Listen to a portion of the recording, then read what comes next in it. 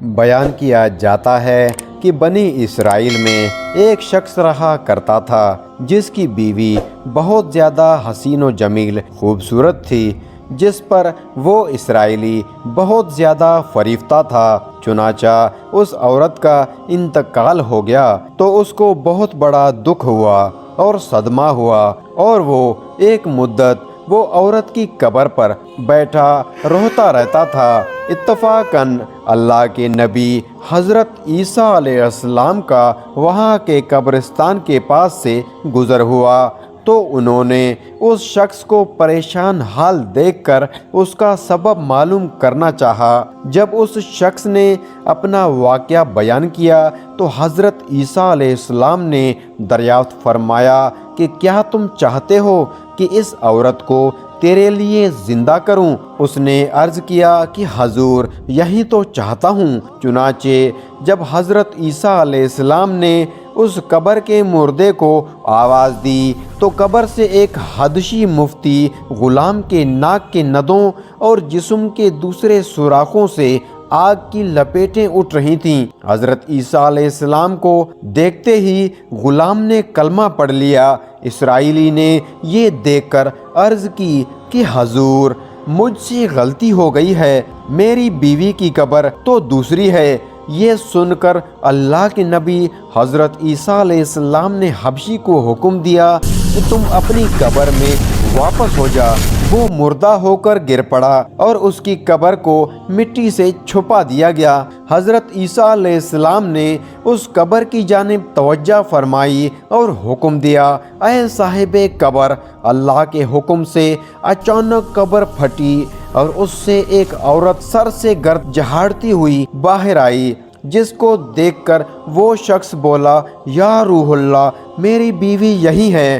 اور حضرت عیسیٰ علیہ السلام کے علم سے وہ اسرائیلی اپنی بیوی کو ہمراہ لے کر واپس ہونے لگا، لیکن اس شخص نے ایک عرصے سے نیند نہیں کی تھی۔ وہ بہت زیادہ جاگا ہوا تھا، اس لیے اس پر نیند کا غلبہ ہو گیا، اور اس نے بیوی سے کہا کہ تیری قبر پر روتے روتے اور بیداری میں مجھے ہلاک کر کے رکھ دیا ہے، اس لیے میں چاہتا ہوں کہ کچھ دیر آرام کر لوں۔ بیوی کہنے لگی کہ ہاں آپ آرام کر لیں۔ چنانچہ اس شخص نے اپنی بیوی کی زانوں پر سر رکھا اور سو گیا۔ اتنے میں ایک گھوڑے پر سوار ایک شہزادے کا وہاں سے گزر ہوا جو اپنے زمانے کا بہت ہی حسین و جمیل شہزادہ تھا، جس کو دیکھ کر شہزادی اس پر خود مخود قربان ہو گئی۔ ادھر جیسے ہی شہزادے کی نظر اس عورت پر پڑی، وہ بھی اس کو دیکھ کر اس پر فریفتہ ہوا۔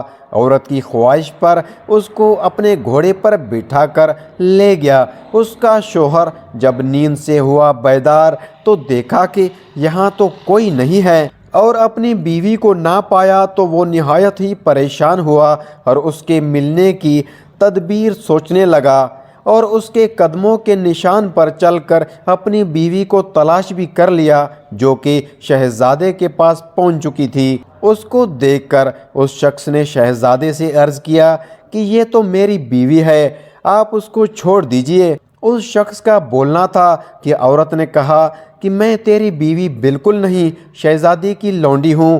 یہ سن کر شہزادہ اس شخص سے کہتا ہے کہ تم میری لونڈی کو لینا چاہتے ہو؟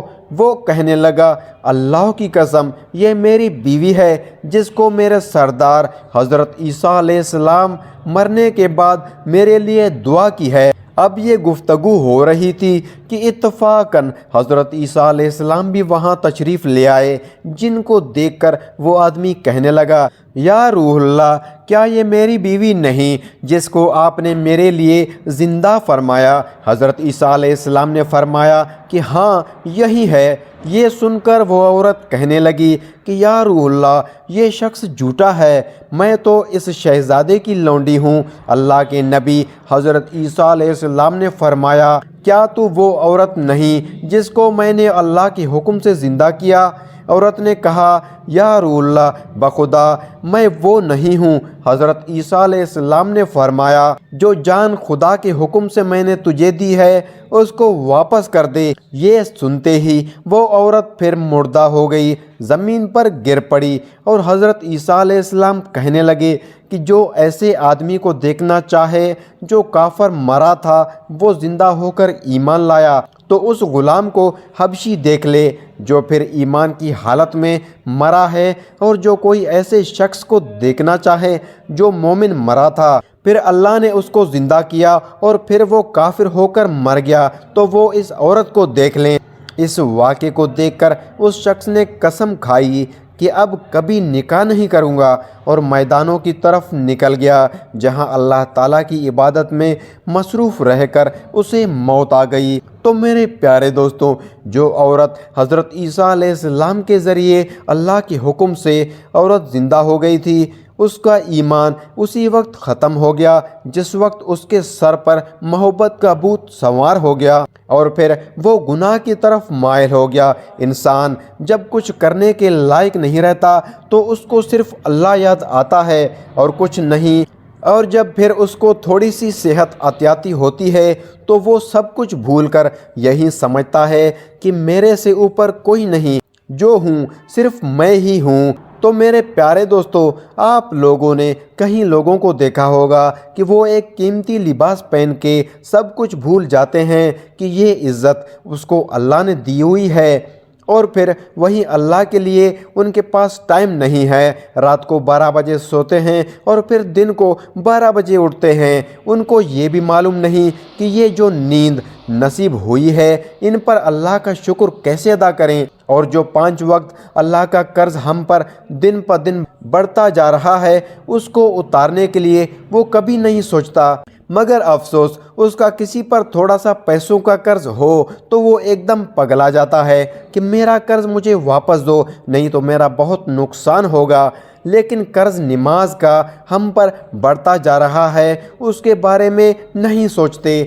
تو میرے پیارے دوستوں، اللہ کا ہر وقت شکر ادا کیا کرو، تھوڑا ہو یا زیادہ ہو، تم آزما کر دیکھ لو، اللہ تم پر ہمیشہ مہربان رہے گا۔ اللہ تعالی ہم سب کو 5 وقت باجماعت نماز پڑھنے کی توفیق عطا فرمائے، آمین ثم آمین۔ تو میرے پیارے دوستو، اگر آپ کو ہماری یہ ویڈیو اچھی لگی ہے تو ویڈیو کو لائک کریں، اور ابھی تک چینل کو سبسکرائب نہیں کیا تو چینل کو سبسکرائب کریں، کیونکہ ہم اسی طرح کی اسلامی واقعات والی ویڈیوز اسی چینل پر اپلوڈ کرتے رہتے ہیں۔